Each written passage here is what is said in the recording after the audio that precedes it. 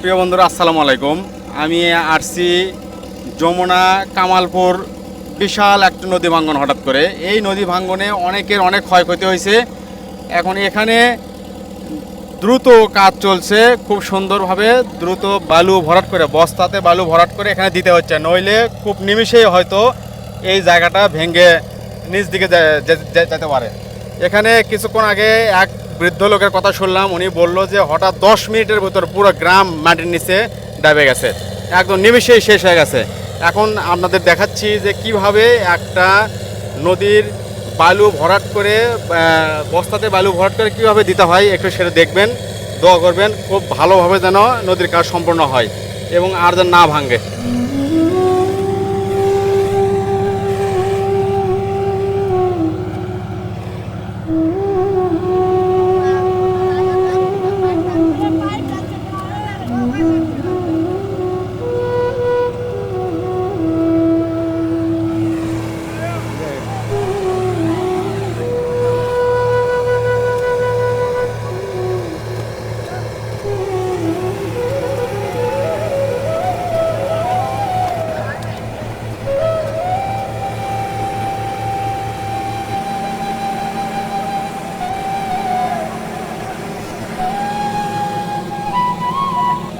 জানি না কতটুকু এই সামান্য বস্তাতে বালু উঠায় রাখতে পারবে, কতটুকু থাকবে।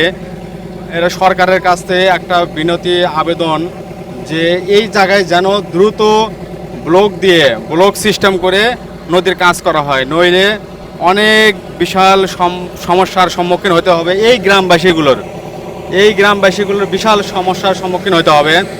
অনেকেই একটা মাত্র বাড়ি, যদি সেই বাড়িটাই যদি ভেঙে যায় তাহলে সেই লোকগুলো কই থাকবে, কই তারা বসবাস করবে। এসব চিন্তা ভাবনা করে আমার এই ভিডিওটা যেন সবার কাছে পৌঁছে যায় এবং সবাই যত আল্লাহর কাছে দোয়া করে যেন এই জায়গা জমি, এই বাড়িঘর বসত বাড়ি যেন টিকে থাকে, আর যেন নদী ভাঙ্গনের কবলে না পড়তে হয় এবং সরকার যেন দ্রুত এই জায়গার কাজ সম্পন্ন করে।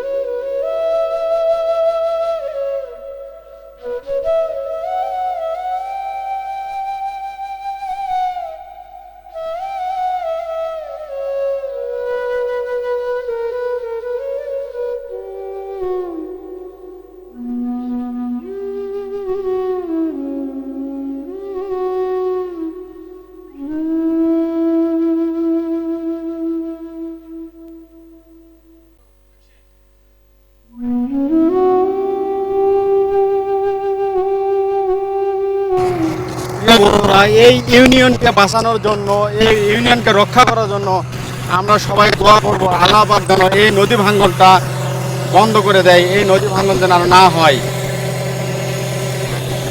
এবং এই ভিডিওটি আমরা সবাই শেয়ার দেবো যাতে সবার কাছে পৌঁছে যায় এবং সরকারের কাছেও পৌঁছে যায়, যেন এই নদী ভাঙ্গনের কাজটা অনেক দ্রুত হয়, আরও ভালোভাবে হয়। শুধু এই বস্তা ভর্তি বালু দিয়ে হয়তো ঠিকভাবে থাকবে না, একটুখানি আর একটু বন্যা হলে, একটুখানি বৃষ্টি হলে আবার সব ভেঙে যাবে। যেমন এই জায়গায় যেমন এই জায়গায় আপনার বিশাল বস্তা ছিল, অনেকগুলো বস্তা ছিল, এটাও ব্যয়বহুল, এটাই অনেক খরচ, কিন্তু সেটাও নদীর স্রোতে সবগুলোকে নিয়ে গেছে। নদীর স্রোতে সমস্ত বালুঘর, সমস্ত বালু ভর্তি বস্তা সব কিছু ভেঙে নিয়ে তলিয়ে নিয়ে গেছে। কাজেই আমরা সবাই দোয়া করব এবং সরকারের কাছে বিনীত আবেদন এই কাজটা সুন্দরভাবে যেন হয়, খুব দ্রুত যেন হয়। সবাই ইনশাল্লাহ দোয়া করব।